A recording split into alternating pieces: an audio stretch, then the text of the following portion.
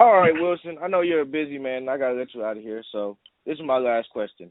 The Western Conference is tight again, as you mentioned, and the Los Angeles Lakers superstar LeBron James has went down with an injury.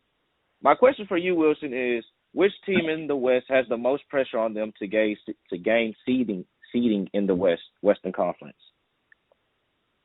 Well, if you want to talk about pressure, I mean, you got to look at the Lakers situation like this. Then the number 4 seed in the Western Conference, and the teams that is gaining on their tail is Denver and Portland. Right now, they are separated 3 games back from each other, and let's say LA slips to a 6 or 7, 8 seed. You have Denver and Portland moving up to 4 and 5, which means that LA, they get to be matched up with one of the higher ranking teams at the start of the playoffs. So you're looking at somebody like a Utah or Phoenix. And let's just say LeBron and AD come back fully healthy and they just start rolling in the playoffs. You get all the higher seeds teams knocked out the way. So with that, all the remaining teams that you get to play against are the lower mid-ranking teams. So I feel like that would be more of an advantage for LA. And like I said earlier, too, another team that you have to worry about is their little brother, the LA Clippers. They're the team with the exact same record as them, and I feel like before this trade deadline is over, they're going to make a major move to snag up a point guard, hopefully Lonzo Ball, but that's neither here or there.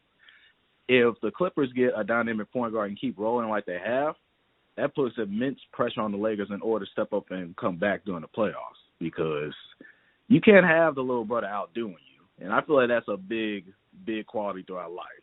It's a little pride thing to a sense.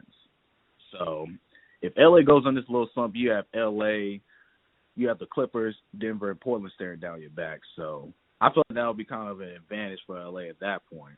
So once their players come fully healthy, I feel like they'll be all right. Okay. All right, Wilson, before I let you go, let the listeners at home, let us know about your podcast and where can we find it at?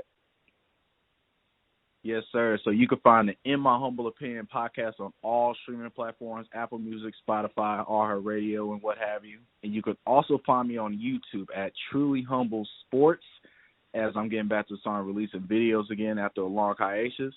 So if you really want to find me, you can find me on those platforms. Also, you can find me on Instagram and Twitter at TheTrulyHumble. And thank you for having me, Tyus. I really enjoyed the show. No problem, man. Anytime. Well, that's it for this episode of All Scoring and No Defense. If you're new to this podcast, make sure you subscribe. I make episodes like this every Monday, Wednesday, and Friday. That's when the content will drop. Now, as far as what time the content drops, I try to no later than 5. But as you guys all know, I am a college student. And if you like this episode, if you ain't got nothing else to do, you can check out some of my previous episodes. Bye.